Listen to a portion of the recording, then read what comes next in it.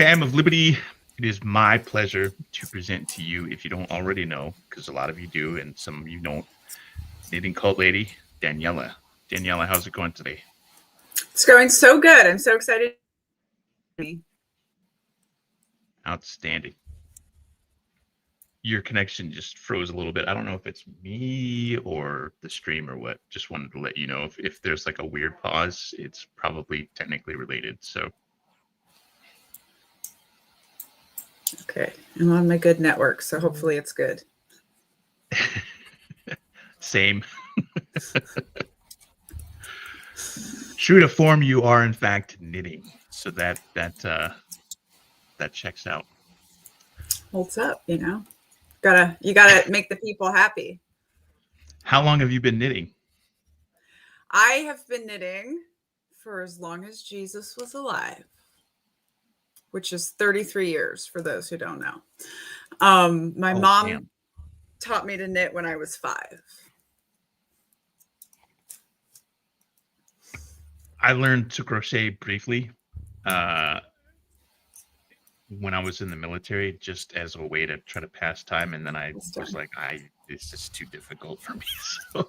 I mean, one of my favorite things, because I was constantly knitting, and that just invites toxic masculinity to come over and like be misogynists out loud.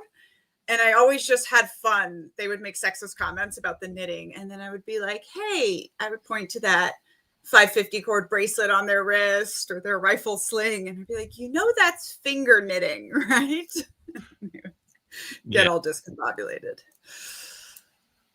I don't think I ever made disparaging comments about people who knit, because I tried the crocheting once, which I realize is not the exact same thing as knitting, but you know, similar concept, and it was really difficult. So I was like, you know what? I can't do it. So there's no point in being like, oh, look, grandma. Blah, blah, blah. So. Yes, the history of knitting is fun. One of my favorite facts actually is that during both World War I and World War II, knitting spies were a thing because knitting is Morse code. Because knitting is binary. You have a knit and you basically have an upside down knit. So anything you're knitting can, in fact, be a spy message. But my favorite part about this is both sides, the British and the Allies and the Axis powers, were using knitting spies. And yet the straight white male militaries of neither side were regularly catching the knitting spies. And so I just think it's one of those cool things. I have never heard this in all my life, and that is very interesting.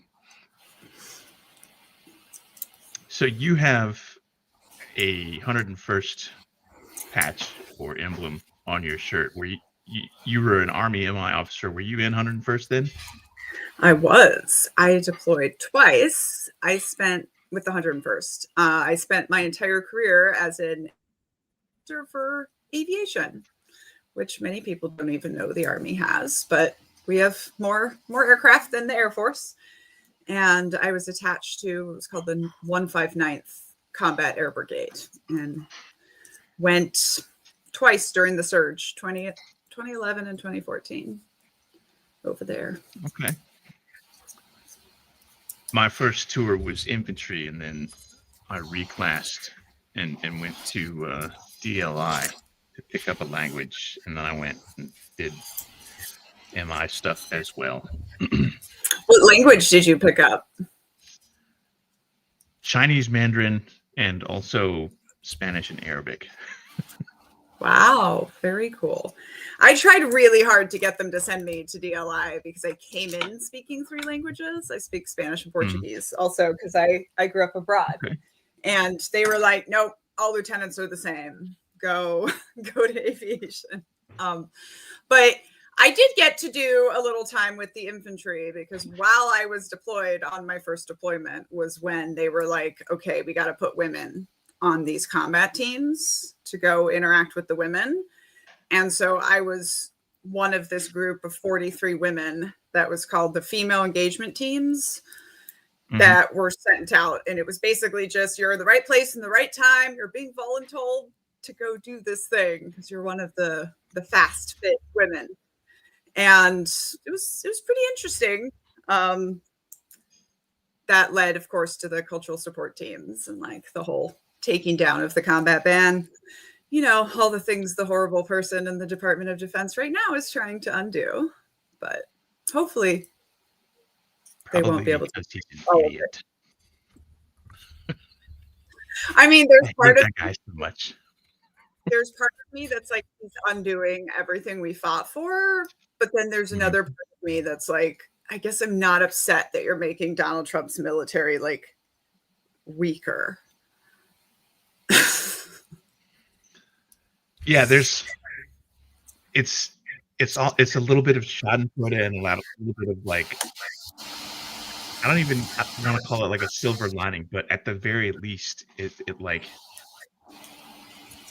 if that was ever unleashed, which a lot of people suspect it could be, it wouldn't be nearly the way that it was, 10, 20 years ago. Nope. I mean, they've just hit, at least the Army just hit 20% women. So I take a lot of like comfort in that. Like you cannot really conduct combat operations without, women and just diverse soldiers in place. And I kind of don't think the military is going to be turned on the people. I like to think it is a cult that has more devotion to the Constitution than that. But it's interesting times to be living in, for sure. Speaking of cults, you grew up in a religious cult, right? Did I read that correctly? I did. I grew up in a rather famous religious cult called the Children of God. It's the one that Rose McGowan and Joaquin and River Phoenix grew up in. And yeah, 3 generations in, my grandfather's actually the money guy, still to this day.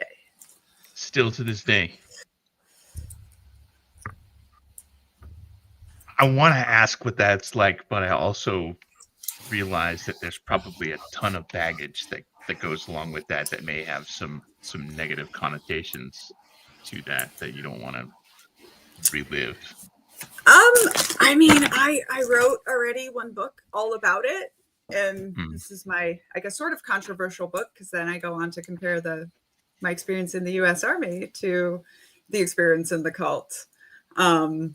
But I mean, we just grew up like completely cut off from the world. And I mean, it was interesting because as far as like isolation goes, right? Like I grew up in communes in other parts of the world, not in the US, living with 100 people behind walls. But then at the same time, the Children of God's product, all cults generally have a product because cults run on labor, and their product was entertainment. So I was like a little child actor that was filmed, and that was also like trafficked around the world performing. So we were both like isolated and then also just trafficked in plain sight.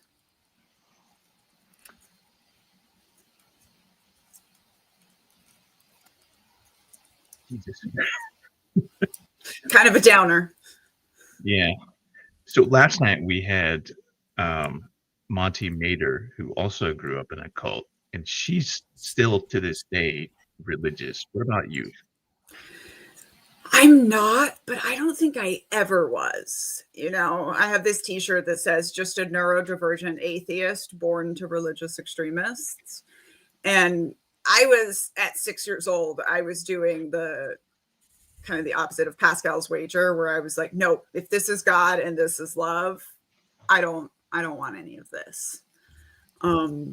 So I just sort of walked away from it all when I was 15 and when I left the cult, like all religion. And I also I don't think I am this kind of spiritual person or this seeker who's like asking all these questions about what happens after life or where we came from. And what's interesting is I'm raising one of those people. But my husband and I are both very just kind of like logical and not very religious at all. So you've written one book, right? And you have a second one coming, or is the second one? Yeah, so I've written 2 books. I've just 2 recorded books. the audio of Culting of America a week ago, and it's on pre-sale. It's coming out January 20th.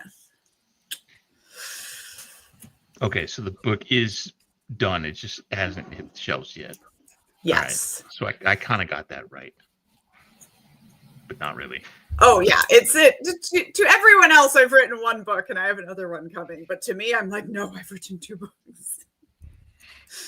It's a lot of work. And that'll be on pretty much every major publisher, including like Amazon and whatnot. It's going to be on Amazon. It is an indie published book this time. I did the big publisher the first time. I'm doing an indie veteran-owned publisher this time around. But we are getting some big reviews like Publishers Weekly and Kirkus. So we're hoping that, yes, it'll be available in most places. All right. Now, how long were you in the military for altogether? I was in the military for 6.5 years. I just like to point out that I have more military experience than the Secretary of Defense.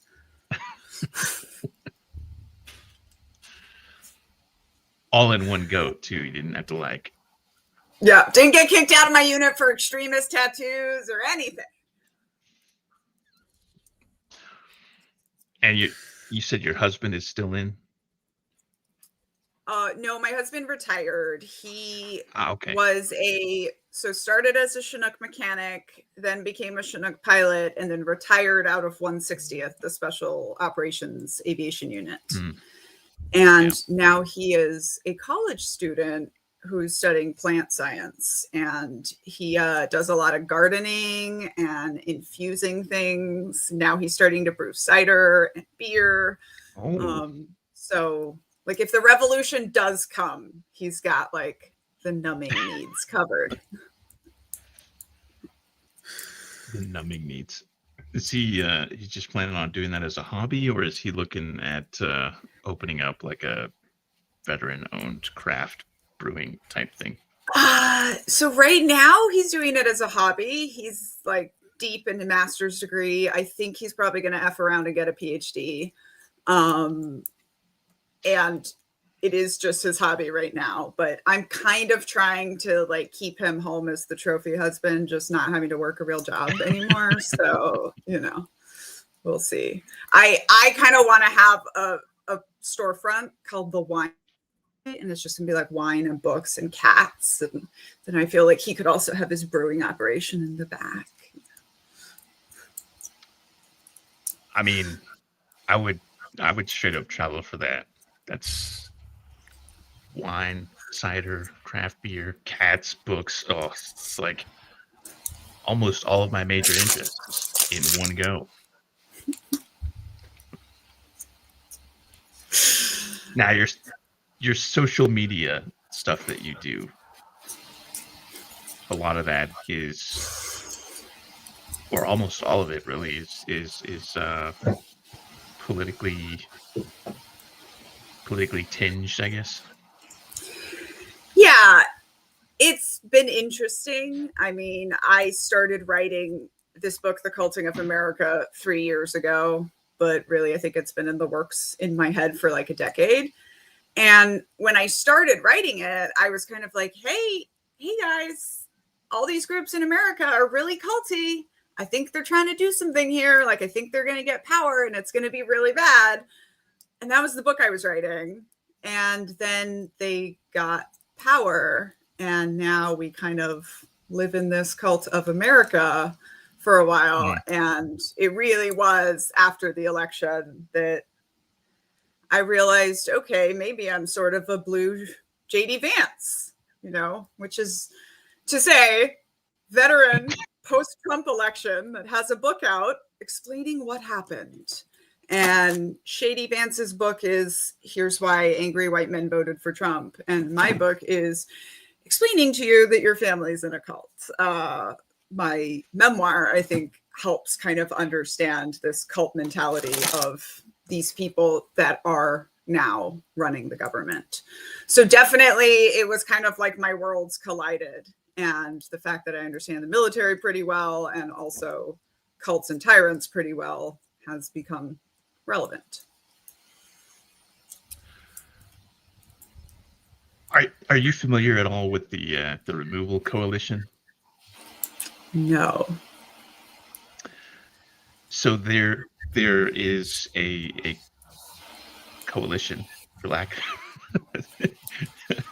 a coalition of social media influencers and comedians, musicians, basically a bunch of creative types.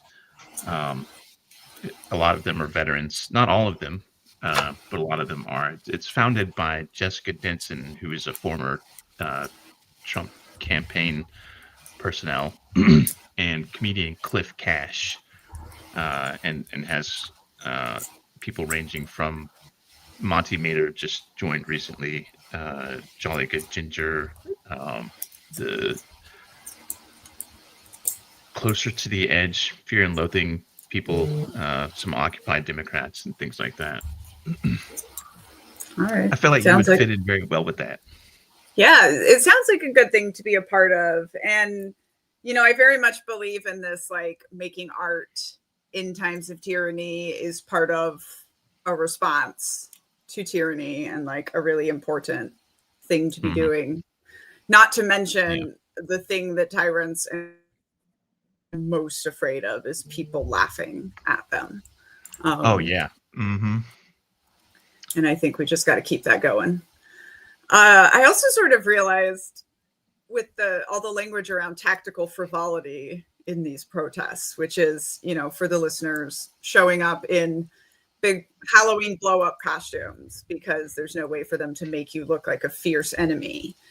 And I kind of realized, like, oh, I think my whole brand is and always has been tactical frivolity. And like, I'm definitely not giving former Army captain when I'm sitting here usually, but here we are, like all throughout American society, knowing stuff and hopefully being part of the resistance. I have found that much of America seems to believe that the only people in the military are the ones in MAGA that we hear from so often. Yeah. Mm-hmm. Meanwhile, most of the veterans that I know are either kind of never Trump centrists or they're just straight up liberal at this point. Yeah. I mean, I was always on the side of the liberal, you know, Democratic folks in the military. And so it's so funny because your perception of reality is really the people that you were surrounded by. And so to me, I'm like, no, I had all these, you know, voting blue, you know, officers whose parents were immigrants. And yeah, exactly. The MI field was probably my first real exposure to, I mean, I knew that there were gay people in the military, but they in the infantry, basically, if anybody even suspects that you're gay, you could potentially get beat up.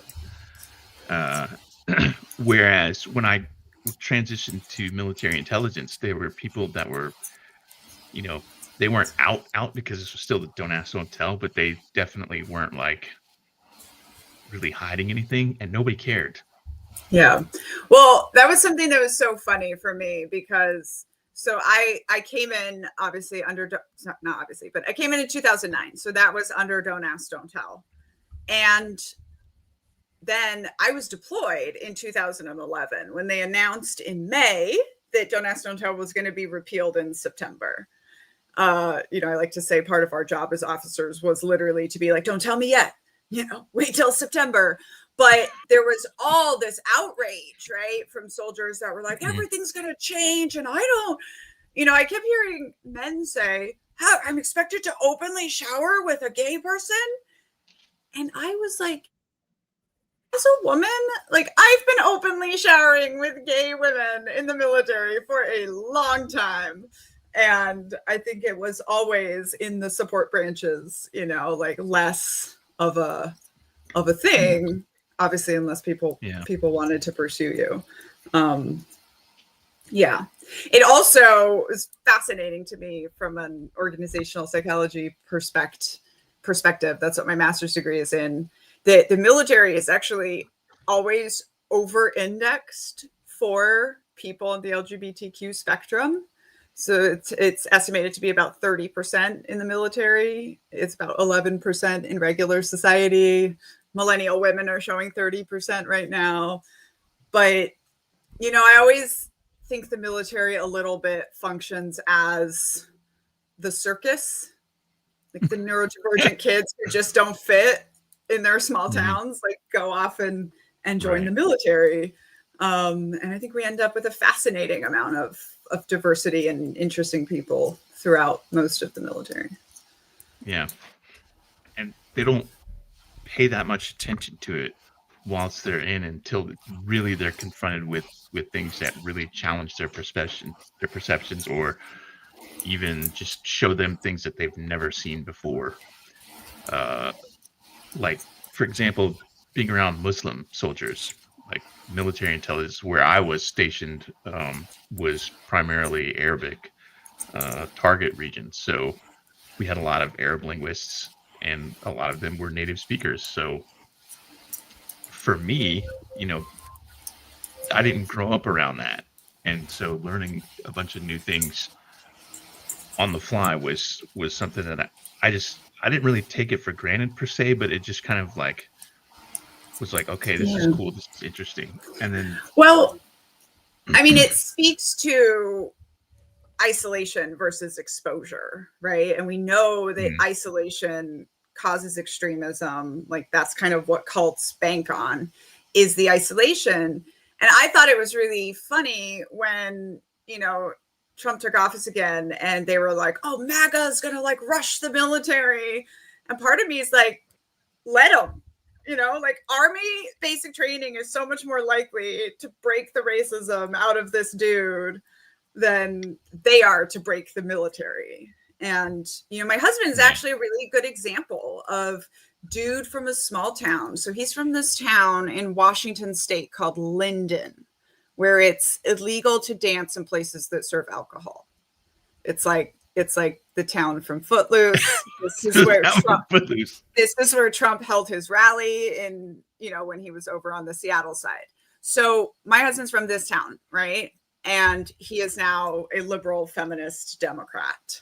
Meanwhile, his brother, who didn't join the army and like goes, you know, Confederate flag tattoos, even though they're from Washington state. You know, and I always say it's just, it speaks to the value of getting away from your isolated, like small circle when you're young and getting out and getting exposure to so many different people. Yeah. And people are like, oh, it's not a social experiment. Yes, it is. And not intentionally, but that just ends up being the way that it is. That's one of my favorite things, because every time I talk about changing the army, people are like, the U.S. military is not your social experiment. And I'm like, actually, the U.S. Army has always served as a social experiment. And like we desegregated the military before we desegregated the country, because you can order behavior. It is usually a very fascinating social experiment. And usually we're a little bit ahead of the country too. Yeah. Making or integrating gay people into like mainstream society and saying, you know what, they've always been here. Who cares? Yes. Let them do their job. And I was so proud of the military, you know, that I feel like turning over Don't Ask, Don't Tell, and a decade later, like folks were reporting like, no, it's fine. Like my colonel's out and married, you know, like the culture is fine, is getting better all the time. And I was so proud that last Trump administration, when he did the trans ban, that active duty service members kind of like roundly rejected that. And we're like, no, this is not okay. This is not fair. Because that was in the military I served in. The military I served in was, if you're different, you don't fit here. Right. As everybody is literally different. You know, I I think too, though, that that's a thing that we are learning, you know? So in one of the things I say in Culting of America is like, we thought we walked away from cult leader authoritarian leadership, and then somehow across the world, we've walked ourselves back into it. And I think what happened was an apocalypse, which was when the industrial age crashed into the information age, right? And nothing was left untouched. And in the information age, we believed that everyone being an exact same piece of a machine, a cog in the machine, makes it better, right? And I think what we're learning in the information age is actually everyone being different can create friction, and friction can create more energy, and that can take us further. And this was one of the things to be serving at a time where I'm being told to my face by men that I'm not capable of doing certain things, which I, of course, know that I am fully capable of doing. You know, here's my, I thought about putting this on. I should have when I remembered you were MI, but my German Armed Forces proficiency badge, my GAFB, you know. And I always say that one of the things we found out when we went into these patrol groups, which I think was an experiment intended to fail. I think that the generals and the dudes at the top sort of believe the pseudoscience that women cannot hack this. And I feel like the argument was always, are women good enough to be men? And that very much presupposes that men already know the best way to do combat. And I think what we found out when we got there, you know, I have this story in my book where the infantry dudes, we get to this village and like the infantry dudes all notice that the sand looks funny. Something which I would not have noticed in a million bazillion years. I noticed that there are no children. And together we discover like, oh yeah, let's not go over there. There's a bomb there. And I think, you know, one of the things we found out was, in fact, when both men and women are coming for you, it's a good idea to have that kind of perspective on your team. And it doesn't actually matter if you can carry a 250-pound man in his gear by yourself, because nobody's doing that anyway. Right. For one, we have stretchers. And for two, you know, there's always going to be lots of people around. So it's not like it's just one person. Exactly. For like 5 seconds. Well, it was just always such a funny argument to me also, because I'm like, nobody's asking the 5'2" dude on the infantry team if he can carry you, Big Sarge, out of combat, right? You just put different people in different jobs. Mm-hmm. And one of the lines that I am proudest of getting published in this book that had to be cleared by the Pentagon is, hey, Sarge, are you just mad that no man has been able to do a push-up with his penis and thereby prove me wrong? I was always like, this was my whole thing when I was in the Army. I was like, if you can prove that you can do a push-up with your penis, then I will admit that there's like a reason that women can't be in combat. Which is still silly because it's not like we do a lot of push-ups in combat, but right. I remember when I went through, I don't know if they still have this, but we had combat lifesaver class, which was this like 2-week thing where one person in each squad would basically go to like this medic course. It's not exactly first responder, but it would basically teach you more than basic first aid, but less than being like a combat medic. And I was paired with this other guy from my unit who was barely 5 feet tall and barely like 120 pounds, probably soaking wet. Meanwhile, I'm like almost a foot taller than him and definitely have at least 100 pounds on him. And there's a point where you have to do like, you have to take your pistol belt from your web gear, because we didn't have all that fancy stuff. We just literally had like suspenders and a pistol belt back in my day, and you had to like loop it under them and then pick them up and work them into you know, being able to carry them over your shoulder. And I had no trouble with this, but this guy He's like, I'm gonna fail because I can't lift you. So I'm like trying to push myself up and not be obvious about it because the guy's rating us on this task. And I just look at him and I'm like, really, dude? This guy? I mean, he's strong, but not pick my Right. fat ass. He's like, it looks like he got you over his shoulder. But that's also an example of like pairing the right people for the right job.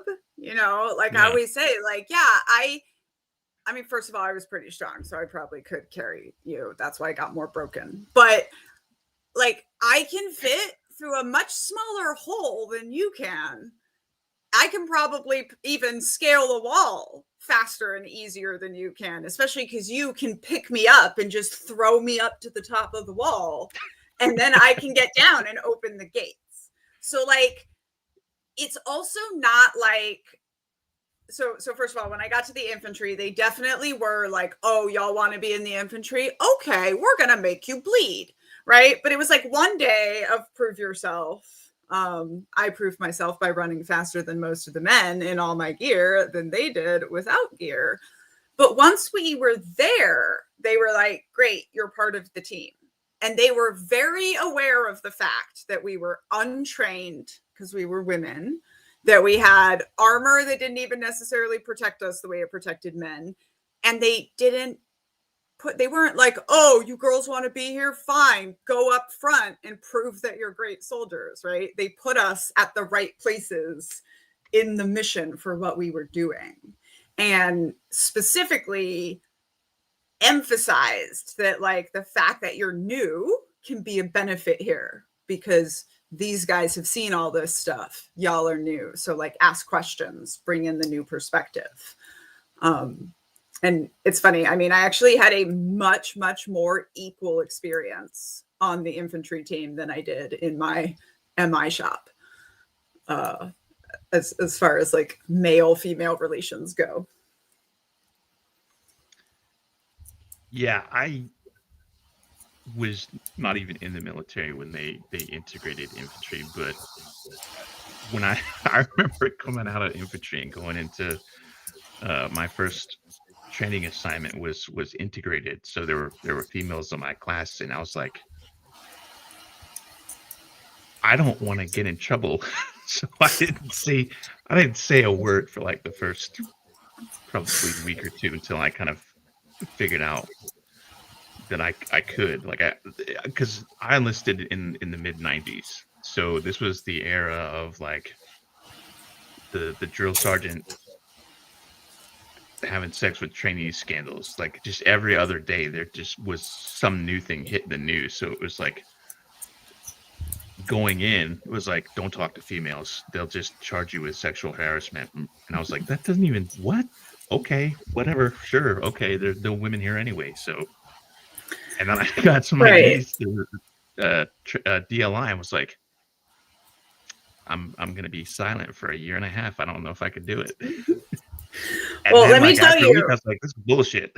yeah, it's also like if you don't harass them, they're not going to be mad about harassment, you know? Yeah, Like, exactly. but let me tell you, the first thing I did at my Harvard master's degree was write a paper just systematically debunking why women on the team was bad for good morale, you know, standards and discipline and all that stuff.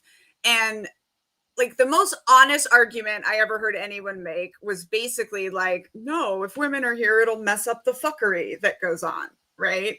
Yeah. And that's what they're trying to say when they're saying camaraderie. And like, I'm here as an organizational psychologist to tell you that what builds this level of military camaraderie, right? It's not the fucking around, it's not the jokes, it's not the whatever, it's going through hard stuff together, you know, going through hard shit together and surviving and having that shared trauma. That's what builds camaraderie. And obviously practice and battle drills and everyone in the right place is what builds successful missions, not just having a bunch of dudes that can carry 300 pounds. Yeah. So I'm going to pivot away from this a little bit because I wanted to talk about there's a politician that I see you have some pretty strong opinions on, and we had actually been trying to get this person to be on our live stream prior to this, the whole recent debacle with Graham Plattner and his tattoo and his alleged shady background.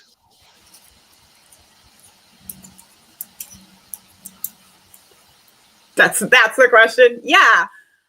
Yeah. I didn't basically even know about this guy at all. And what happened was really interesting because I was asked by a Black person, what do you think? I'm seeing a lot of white people defending this, So I went and I looked it up and I was like, he says he was just young and dumb. And I was like, okay, that part I believe. Right? Like I'm married to someone who has a drunk tattoo from being 20 in Thailand. And also it wasn't a racist thing, right? It was a random eagle.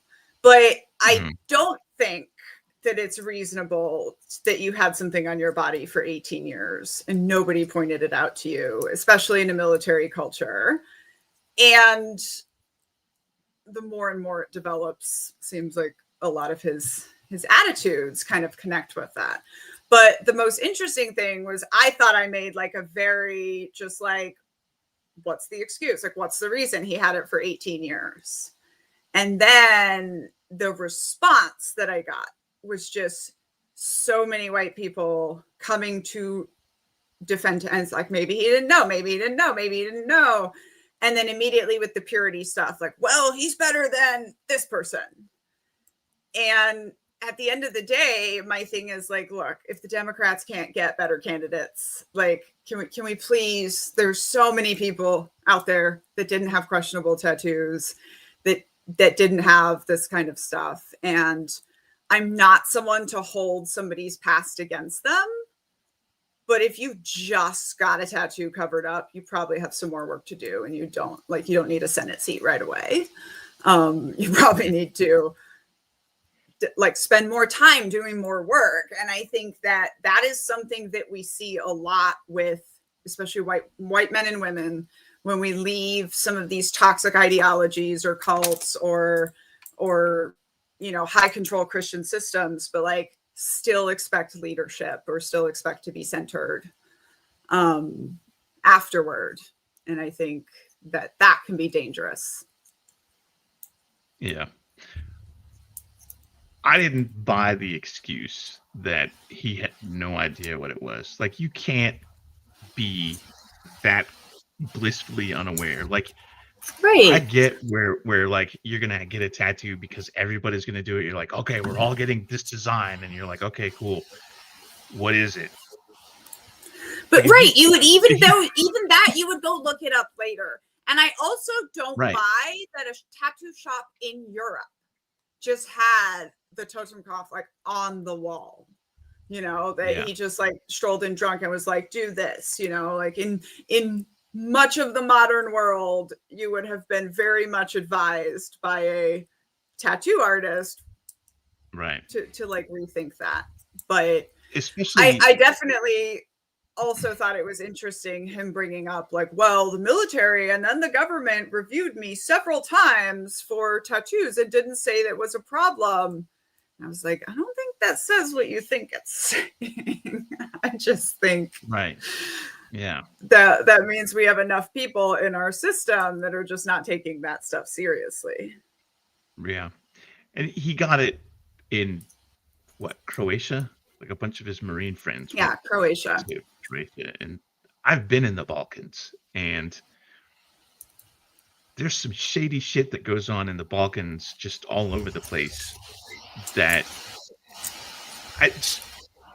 there's no way that explanation doesn't make sense. I agree, definitely buy the whole I was young and stupid. You've already halfway admitted it. Just fucking own the rest of the way.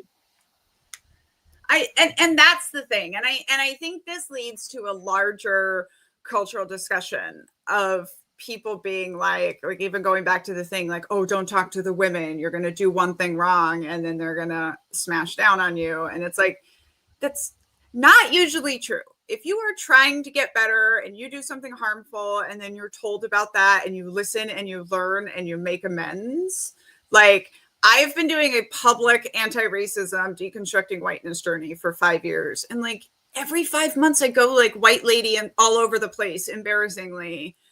And I learn, I get called in and I learn and I do better, you know? I just said peanut gallery the other day and I didn't know that phrase had like a racist background. And then I was told about it and I was like, okay, I'm going to take that down so it stops offending people. I'm going to do better. And I'm also going to tell other white people this to make sure that people know. And I think like that's the answer to, yes, you can do effed up stuff in the past, but then when you know, actually do better and actually acknowledge that it was harmful. Yeah. I think one of my oh shit moments was in the mid 90s again, learning that the phrase or the term gypped referred to gypsies. And whilst a lot of Americans just have no idea what that means, to people from, you know, like a UK background like me or the European background understand what that is. And I was like, oh, that makes sense now. And I was like, I gotta break myself from using that particular phrase. But other people are like, who cares? Gypsies, what is that? What does that even mean? Does that mean they have like torn pants? What is that? It's like, you know, there's so much. It's interesting because language is super, super important to coercive control and tyrants and authoritarians. And like, there's so much of our language that comes from negative places, of course, because our systems were all built from pretty negative places. And it's interesting to me that people will act like it's all just word games. And it's like, it's not. It's, you know, really important and affects pretty much everything. The language that we use. So, for example, in this book, talking about what is often called black and white thinking, we don't use that terminology. We use binary thinking. We use nuanced thinking instead of gray, you know, just because like, hey, we don't need to perpetuate these, you know, black is bad, white is good stereotypes just because it's a part of our language. Like humans are able to change language and evolve things. Yeah. I actually worked really hard to get the term guys out of my vocabulary after I left. It's like, I'm so tired of being erased in the room. And it, you know what? Don't make that face. Like it took me 3 years. And now my child, who's 9.5, is like bringing it back in from outside. And it's really interesting to watch all that stuff. I grew up in the electric company area, and they started their show off with, hey, you guys. And then they threw that in Goonies, which is like my favorite movie of all time. So for me, I actually said it last night when I was texting with two of my of admin Jen and admin in Elo, Aaron, both female. And I'm like, hey, you guys. And I was like, that doesn't sound right. Nobody in here is a guy except me. So I just switched it to y'all. And that was kind of my experience, right? So first of all, in this room of 43 women we had a week of cultural sensitivity training. That's what they gave us before they sent us out on all these patrol teams. And every single man who came to speak to that group of women talked about how nerve-wracking it was to be the only one of them in front of a room. Meanwhile, here I am, a 23-year-old second lieutenant. I'm quite often the only woman in the room and the youngest person in the room when I'm briefing. And I was like, oh, no wonder, right? And then for the rest of my career, it's always, hey guys, no matter how many, you know, military women are in the room. But if it is a female majority crowd and there's one man in the room, you don't you know, they would go out of their way to be like, oh, ladies and gentlemen, sir, like, we wouldn't want you to think that we thought you were a lady, you know. So I actually did a talk once it was two military spouses, but there was a dude who looked very similar to you, Paul, sitting right up in the front. And so I was like, you know what, y'all, I practice this speech saying ladies, and I just want you to know, Paul, that I see you, and that when I say ladies, I'm intending it to be inclusive.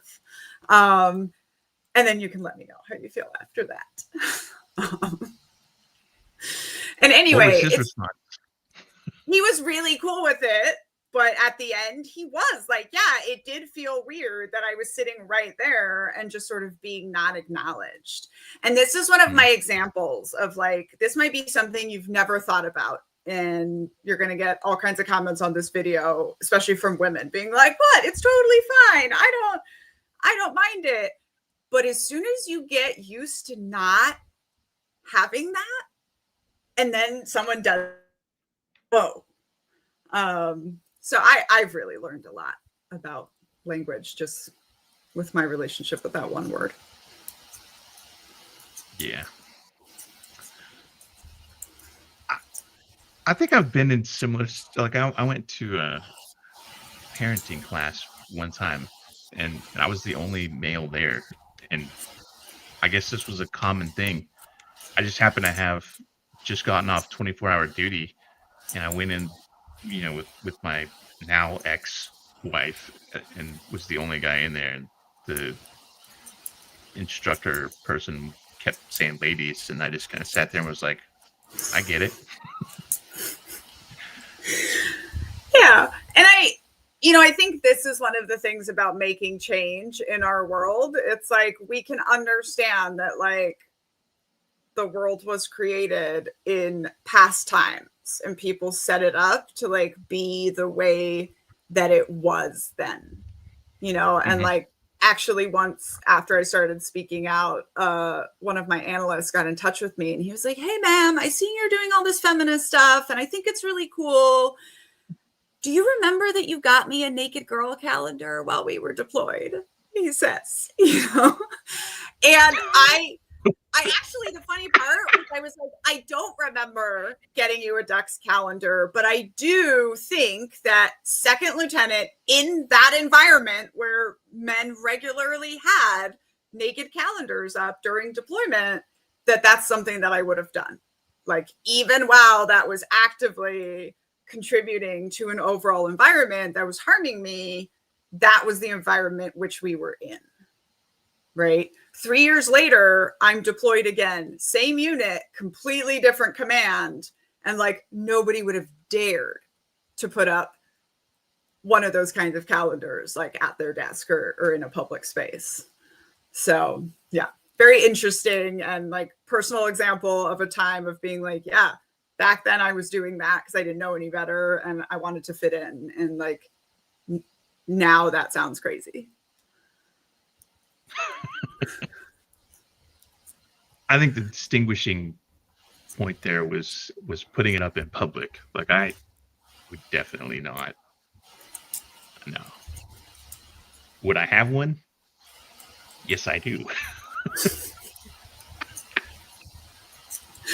You know, I thought it was really funny because porn was outlawed on deployment. Which, yeah. Of course, like, right, the men would just like hand the hard drives to each other.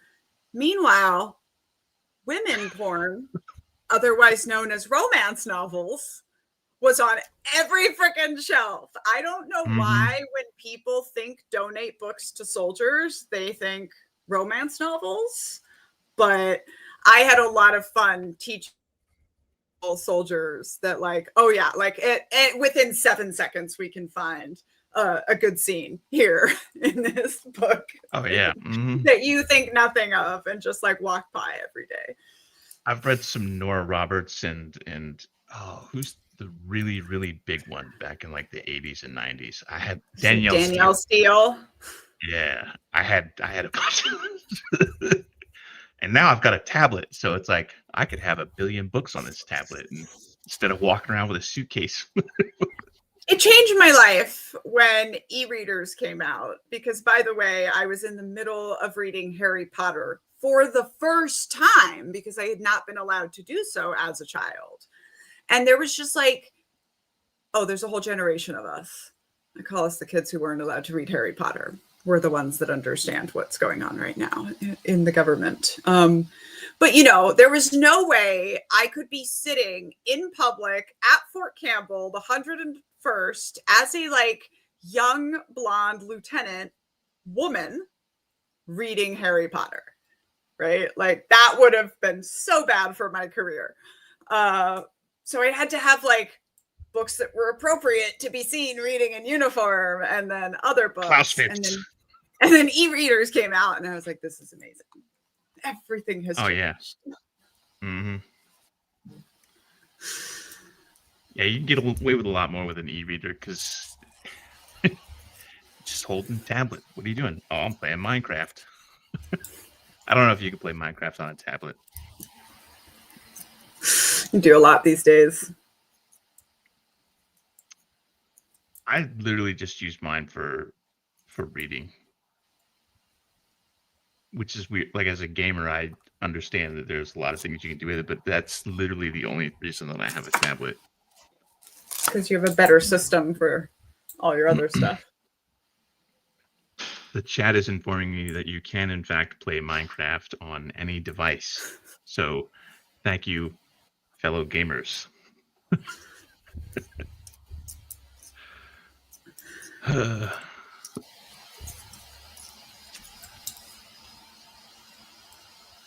All right. So I do want to continue the conversation about the Removal Coalition, but that's something that I'll have to do kind of offline once we stop streaming, so that I can try to get you formally invited.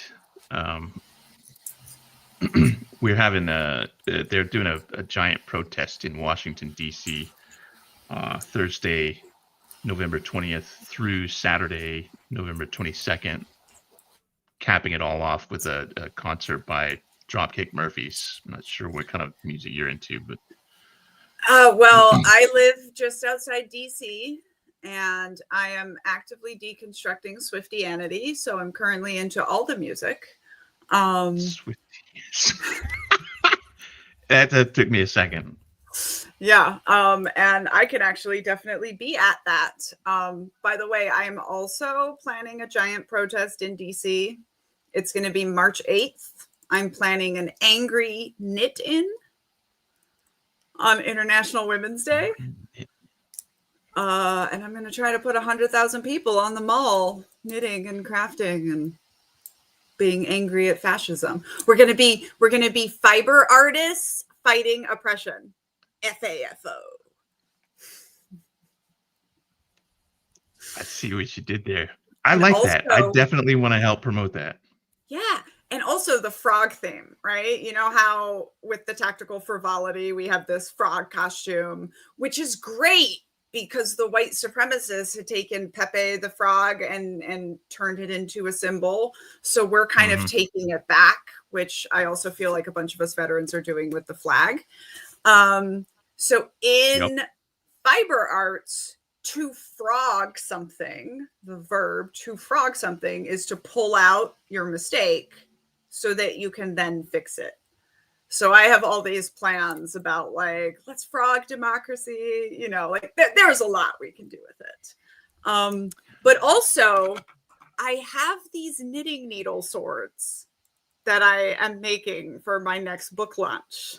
And I'm hoping we're going to like get some sponsors and hand out like thousands of these.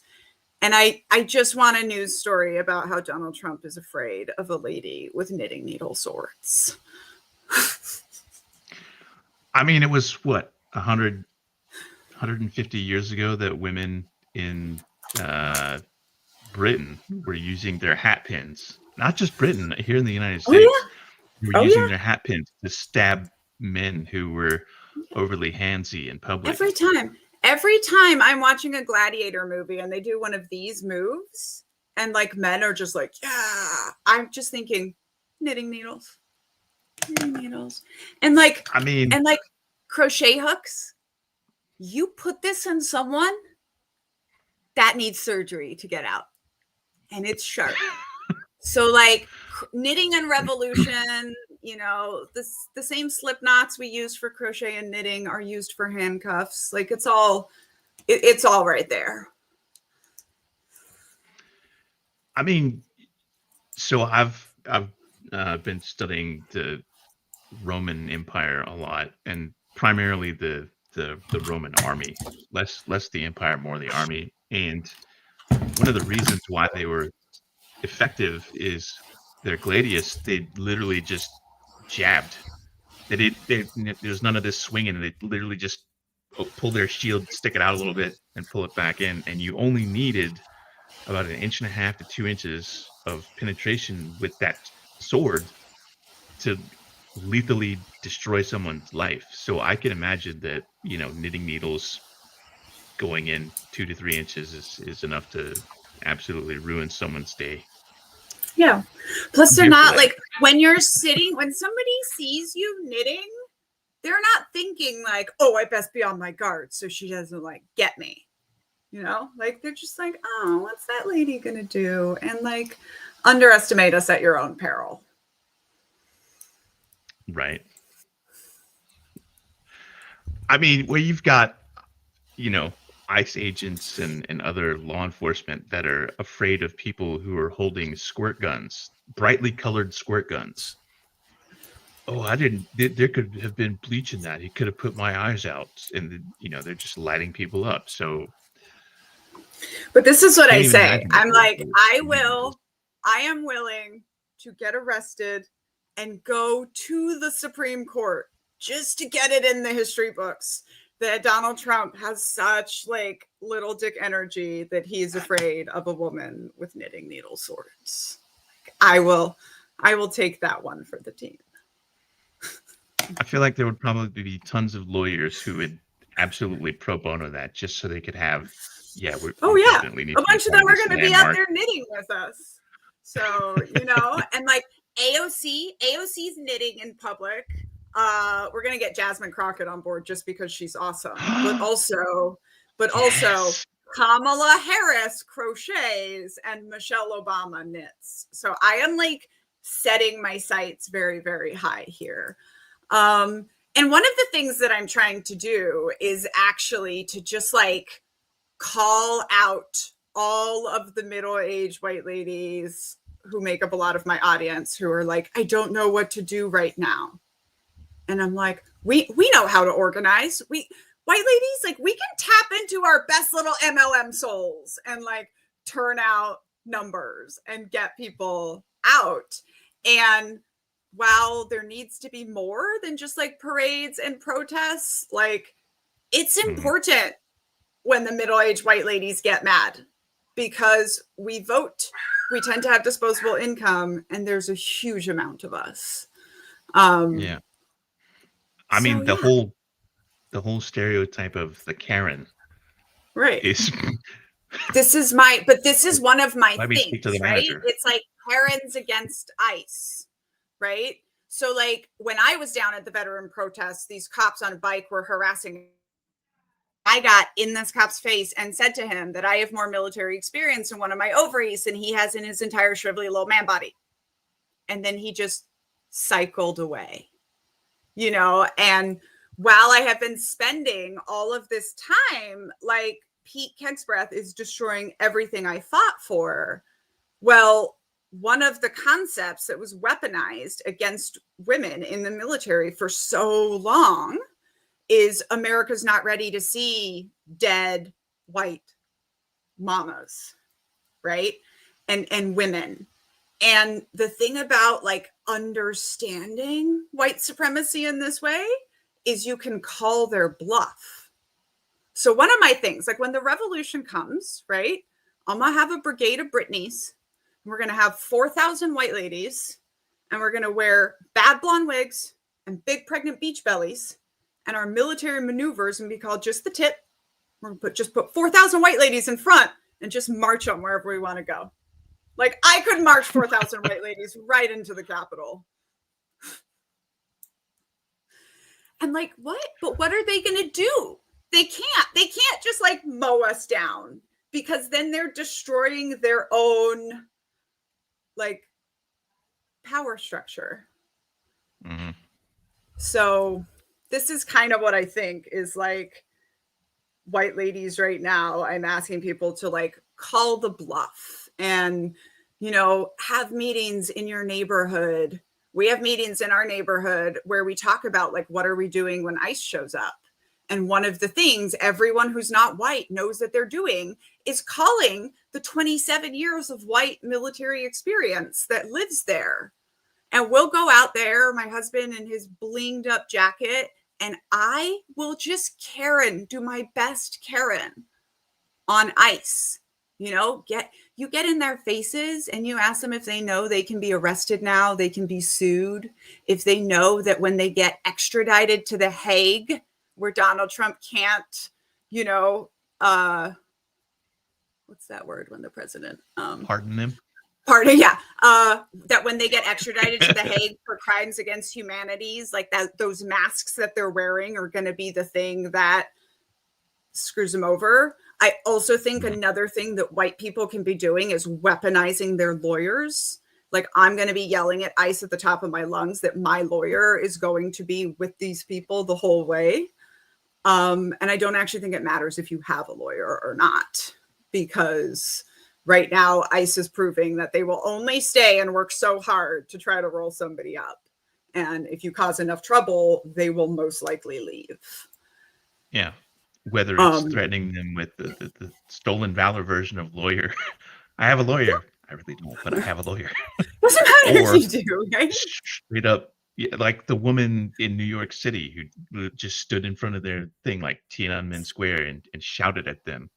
Right. And then people trying to drag her like, away.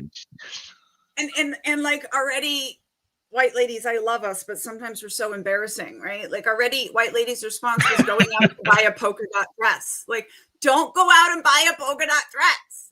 Ask yourself, you know, this is one of the things I want to do at the Knit-In, is have us make these circles where we put the most marginalized people in the center and we assess the community and we surround the targeted people like with our bodies.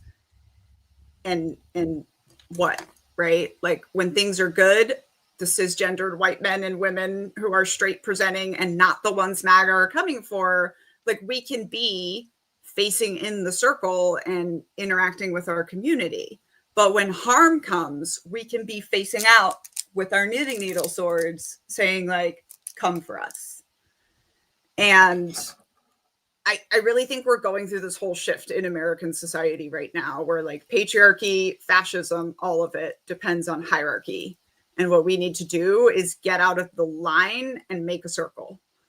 And this is, you know, everyone says that like people think that because patriarchy centers men or puts men at the top, that matriarchy puts women in the top. But actually, matriarchy is a circle with children and marginalized people who need protection in the center of the circle. And like, everybody in a circle able to assess the community and the community needs. I feel like your people are getting jazzed up in the comments. Oh yeah.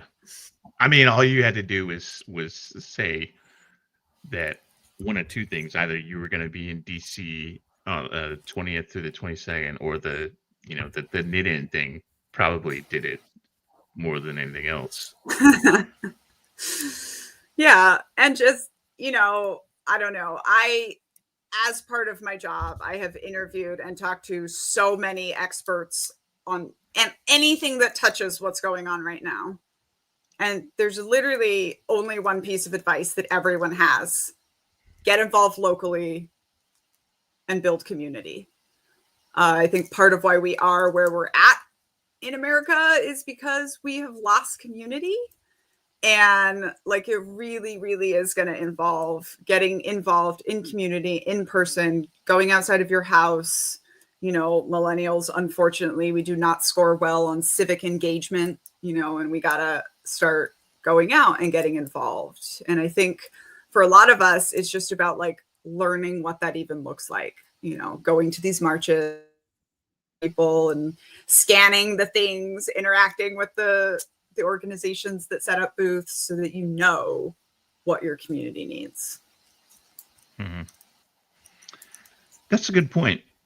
Community and community building, whether it's a lost art or just something that, you know, people have allowed to be destroyed, whatever the case may be, having that community is becoming more and more important, especially when you can, I don't want to say weaponize, mobilize would be a better word.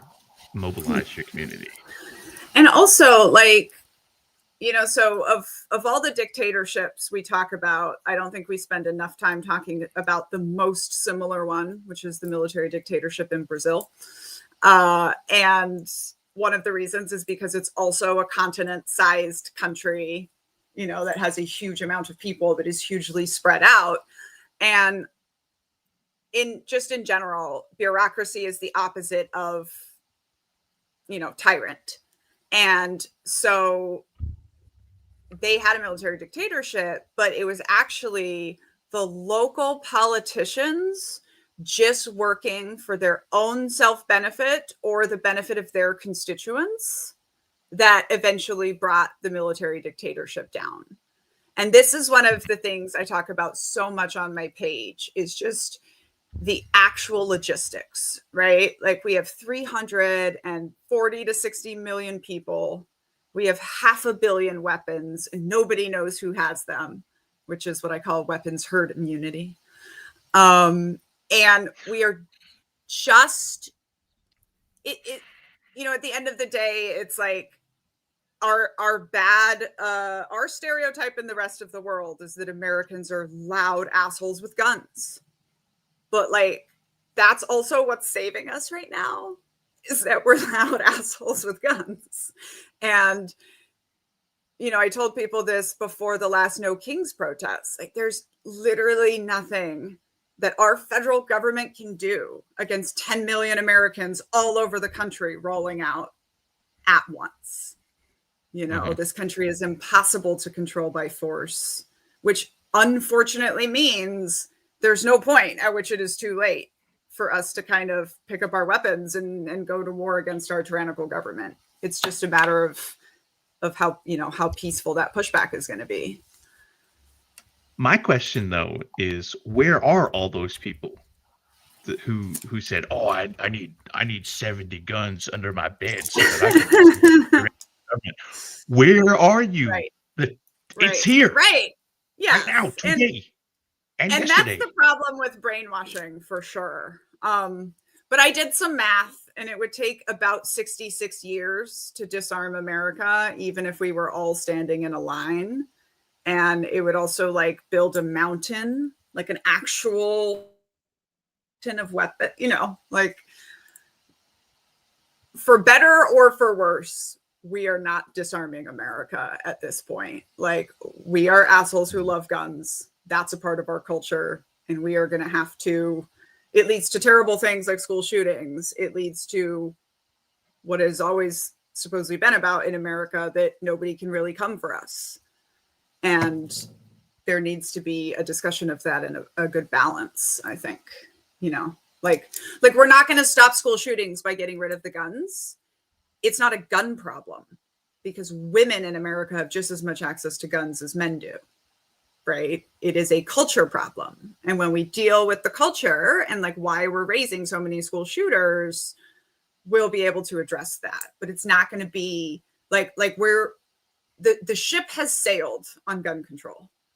And I think anyone who fought overseas, who knows the weapons caches that we were finding with stuff from 100 years ago, can like understand that there's no way that we're ever going to have knowledge of all the weapons in America, which I believe is an incredible safety to us, because you can't really make a military plan to come against America without also just having to assume that every American house is incredibly armed.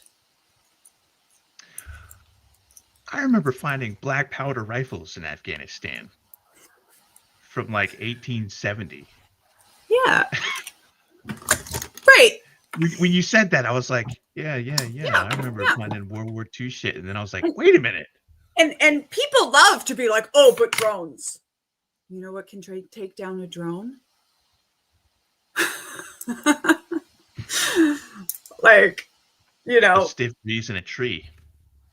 yes, or a black powder rifle from night. You know, like we had drones. And this is another thing we don't talk about enough. And this is why I love these organizations of veterans starting to speak out. Because another reality that we have in America is 18 million veterans. The active duty military is so aware that we have so much more combat experience outside the military than inside. And even though you served at a different time than me, right? Our experience is exactly how to beat the American military with low-tech tactics. That's what we all know how to do. And so I kind of feel like just by existing in America and being loud, angry veterans, we are like keeping a check on the tyrant, but also on the military.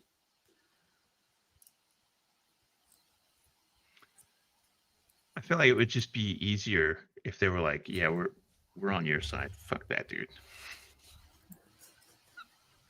They're starting. Or not even the last part. The first state just refused to send, not the governor, but like the actual National Guard was like, no, we're not going. I think it was South Carolina, maybe. They were like, no, we're not going to go be the Gestapo, even if we get activated. So like it's starting. I think that was Portland or Oregon, not Portland, Oregon. There was another Oregon one Guard. I just saw. That very well could be. And then in California, Newsom activated them to go to food banks, and it was, yes. Did you see the videos of them at food banks? They're like motivated, they're happy to be there, versus because they're not out videos of them in like DC. Yeah, exactly. But I just have to say, when I saw that photo, right? Because I heard, I have this great human network of 500,000 people that tells me everything. So I heard like, oh, there was these photos of them picking up trash, right? So I was expecting to see just like, oh, they were told like, if you come across trash, pick it up. And then I saw that it was an entire police call line with vests. And I was like, oh, some captain was just having fun with this. They were like, okay, you want us to clean up DC? Okay, we're gonna give you a photo shoot that is that's gonna make America angry. I feel like that was 100% intentional and very, very, and the malicious compliance there. Watching people check this dude's power right now is better than nudie calendars. Yes, and it is significant, right? So this is one of the things I keep saying is there's too many people talking about the similarities to other regimes and not talking about the differences, right? Like it's really important to know what happened in Germany, but Germany is smaller than Texas, and those are the most rule-abiding citizens in the world, and that's also important. And the pushback is significant, right? Hitler was not getting this kind of pushback. McCarthy wasn't Americans were not pushing back like this during McCarthyism. And I think the fact that we are pushing back and we do have, the internet and ways to communicate is a very significant difference. But also, if our evil billionaire overlords cut off the internet, we're all meeting on the National Mall on March 8th. Is this date locked in stone or is it locked in Jello? I mean, it's locked in frozen Jello. I have another.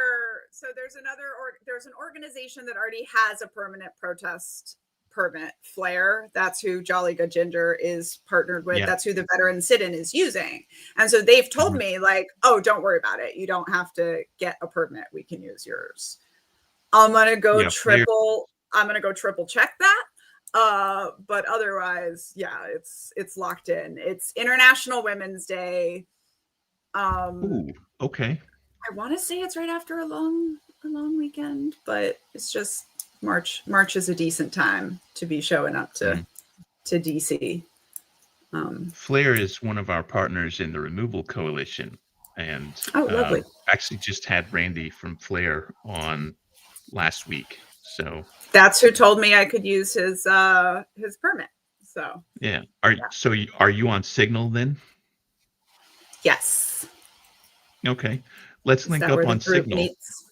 All right. Yeah, let's link up on Signal, and then I'll get you into the Signal group with Flair and the Removal Coalition, and then not only are you now basically joined the Removal Coalition, but you have that many more voices to amplify March 8th as well. Yes, for sure. This is what I'm hoping. You know, it's also the concept, and I think we know this well as veterans, like people in the room, you have all the skills to do what you need to do already. And so I think it'll be really cool.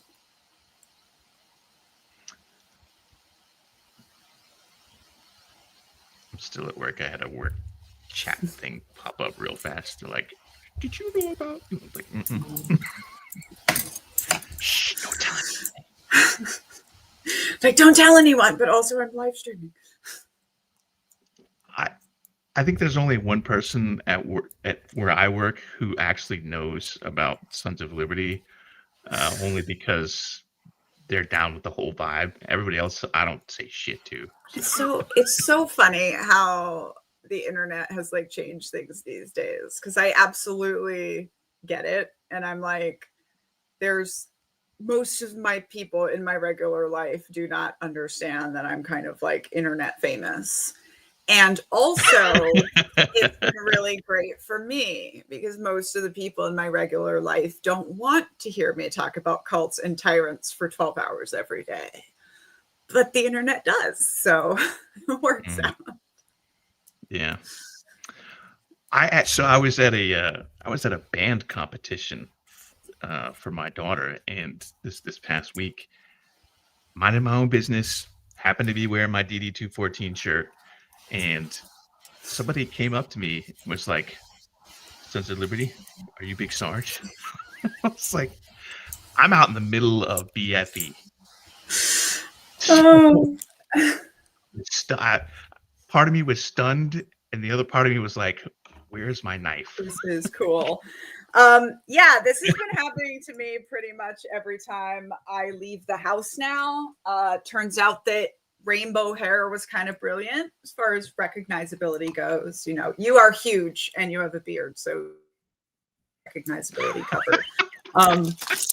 But at the No King's Day protest, I just had a pocket full of this sticker of mine just to hand out to people.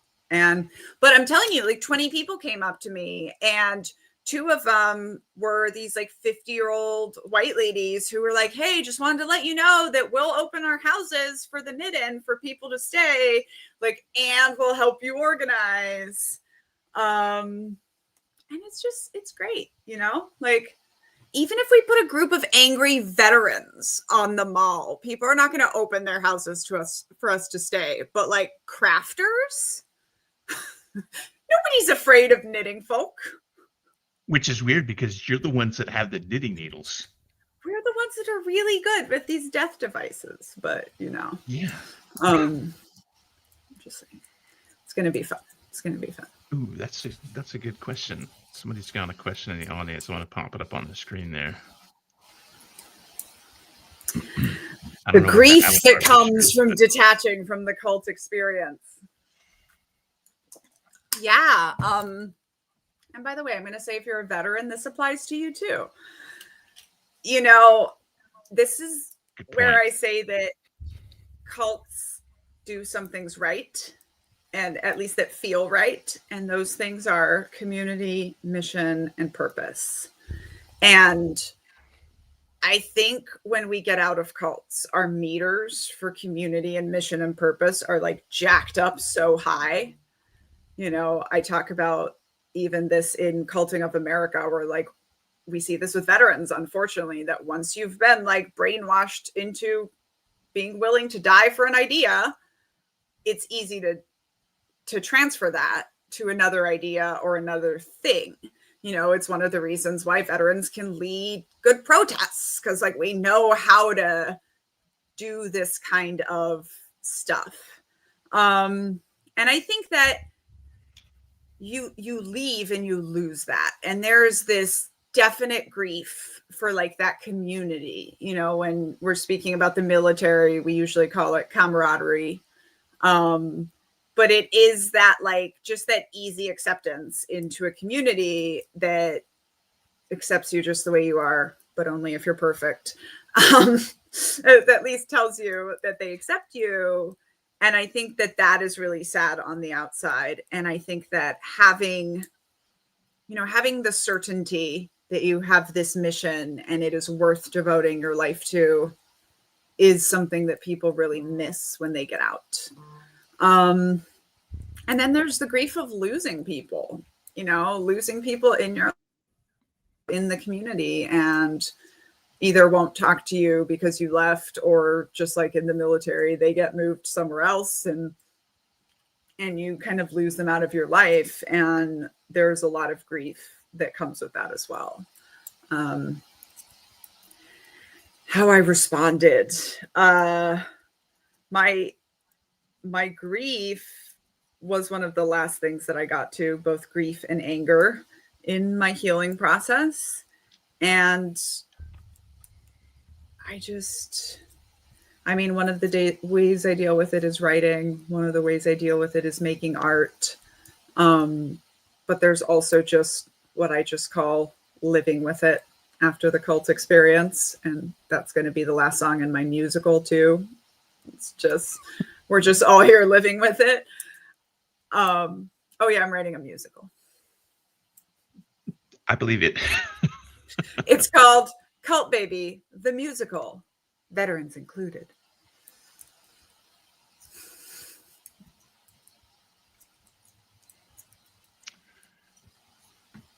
The wound is where the light enters you.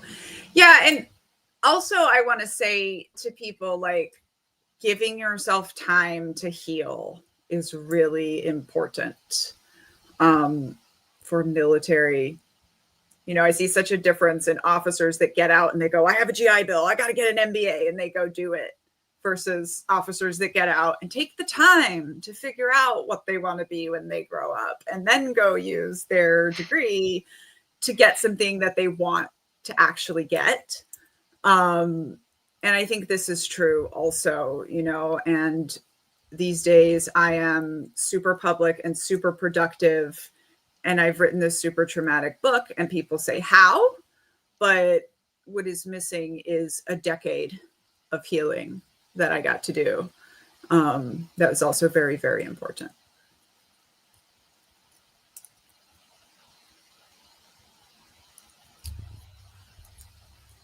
I was not an officer, so I don't know how you get out of the military. I'm presuming it's the same as enlisted. We had, at the time, it was called ACAP, Army Career Analysis Program. And it was garbage. Like, if you really paid attention to it and made that your entire focus, you could get out and have by the time you get out, you basically have, I'm going to take my terminal leave. And then when that's over, I'm starting work at Fortune 500 company, whatever. But a lot of people don't have that same drive. And they're basically told, okay, here's your place to go to this appointment, do the things, bye. And that's it. They don't have anybody driving them saying, you really need to take advantage of this program to get out. And we also don't focus enough. Like, we act like if you get out of the military and get a job and you're able to successfully hold it for a year, you're good. You're a successful transition, and we don't spend any time talking about like how drastically your life is going to change as soon as this high demand group that has, because like when you're in the service, like they're controlling every piece of your life, whether you realize it or not, right? Like it is being controlled. You know, I remember when my husband retired, because he joined when he was 17. So he retired at 38. So at 38 years old, that was the first time, as we drove away in an RV to go full time for a bit, that was the first time in his life that he could have his hair any style he wanted, and he could be more than 250 miles away from home without getting permission in his life. And no safety net, no guaranteed automatic. Right. Well, I guess it's a little different. With retirement, you have some of that, but that's exactly right. And it is, you know, there's this thing called exit therapy, which sometimes is given to prisoners, but pretty much anyone who's been in a total institution, which includes cults, military, prison, like when you are removed from the world with other people and you work and live and you have this high demand experience, like every part of your life is going to be affected when you leave that total institution. And we don't look at that enough. And actually, when I first, you know, I wrote this book comparing my experience in the military to the experience in the cult. So like you get it, but it's still like, well, I didn't really call it a cult. I didn't really show you with definitions. But when I realized that my definition of cult exactly fit the military, especially when you deploy, my next thought was, oh, I understand so much more about soldier suicide, both in and out. I understand so much more about all of these different issues. Yeah. And I think if we used that language more of like, this is a cult experience, there's a lot of things that we could help. Mm-hmm. Yeah, I think that's one of the leading, not the leading cause of PTSD. I think that's one of the leading triggers of PTSD influenced issues that people find getting out of the military is being rudderless. That loss of community that they had with the military, you know, kind of like being in a cult, I guess. I don't really know for sure. Oh, and the way I wrote about it in Unculture or in Culting of America, I have 2 kids now, so I confuse their names, my books. So the way I wrote about it in Culting of America really comes to the fore when we're talking about any kind of first responder, cops, firemen, military, like where you have these missions that are life and death. You're depending on your team. You have a very strong team because you're bonding through shared trauma and other stuff. And then when you leave, like your life's going to fall apart a little bit. You're going to be jonesing for that mission. You're going to be, you know, my husband looked really closely at flying life flights, like medical flights, just because he missed being on that team so much. And basically the only thing you can do for that is acknowledge it in advance, prepare, and then start, you know, like your last 2 years in the military, you should be starting to think about like who's going to be your new community, especially if you're moving after you get out, right? Like who's going to be your new community? Like how are you going to set that up? Like what are your hobbies going to be, right? What are you going to do? If you're a man, you probably need to figure out your style of clothing because you didn't have one, you know. Combat boot, jeans, and my t-shirt tucked in. And one of the things that not everybody knows is that in every state of the US, when you leave the military, regardless of the reason that you leave the military, you can get 6 months of unemployment. Right? And it's different for civilians. If you chose to leave your job, you cannot get unemployment. But if you chose to leave the military, you can get 6 months of unemployment. And I like to tell people about that, because if it's enough for you to survive on for 6 months, I really recommend you try to not roll into anything right away. And you just take that time and use it to literally transition yourself and build your new support system and find your new hobbies and also, find a job for when that time is done. But just like giving yourself a little bit of time to decompress from the super high control environment, because that is another thing, is that the companies that do love to hire veterans like Amazon, it's not usually because they care about veterans. It's usually because they know, just like any good cult survivor, that they can work us into the ground and we will not complain or demand better, because that's what we're used to. Yeah. Damn. It's time to wrap up. On that note, I don't actually know how long we're going today. We kind of just play it by ear, but it actually does bring to mind that I actually just finished work, first of all, so my alarm to clock out was going off. But also, I did want to talk to you offline very briefly to get linked up on Signal and whatnot. Yeah. Well, should we wrap up here and then we can chat for a little bit? Yeah, absolutely. Before I pull the plug on it, I want to thank you, Knitting Cult Lady Daniella, for being on the stream today, especially at such a non-traditional hour. Although I guess your schedule is probably way different than ours. Like, we're just pretty much nighttime streamers. So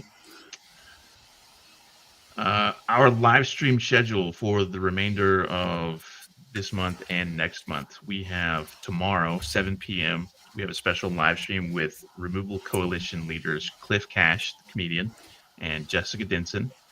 And then next Tuesday at our usual time, we have Squid Tips. That's going to be Tuesday, November 4th, 7 p.m. Tuesday, November 11th, we have a special Veterans Day stream. We'll be having some of our guests who are veterans. I'm going to also reach out to Daniella. Tuesday, November 18th, we've got Victor Velstra from the Trans Doe Task Force. And then Tuesday, November 25th, we have Rachel Burns, who's running for Iowa 7th District. I keep forgetting this, but this coming Monday, I'll be on the Closer to the Edge Fear and Loathing podcast with admin Doug. That's our time for today. Thank you, everybody, for tuning in. Before we go, can I sing you part of my musical song? Abso-freaking-lutely. Yes. Okay. So this is a song with a puppet. Okay. I like where this is going. It's a song that's intended to be sung by a young lieutenant who is just out of training and in their first unit. I'm just going to sing the first little bit. All right. So it goes. Have a day. Have a day. But up, have a day. Wake up at 4, shower in 10. Shine your boots and brief your men. Double time smile, triple check form. Ma'am, you're in charge of this whole damn swarm. Salute to the major and the sergeant too. Hold in your pee. Pretend you're not blue. Carry your binder, carry their grief. They say you're a leader, but who gives you relief?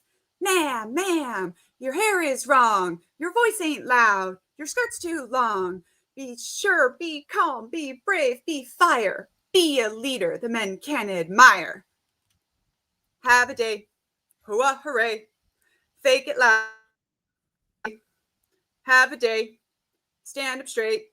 The system loves you and you don't break. That's your preview. That bit about hold your pee, I lost. Thank you so much. I actually just realized it today. I'm like, it's a song that's going to allow me to sing in high religious voice modulation and low army voice modulation. So it's going to be very fun. Stay tuned. There's no way to follow that, so I'm just going to say, have a day. Everybody, that's our stream. Have a day. 2 claps and a Rick. Woo!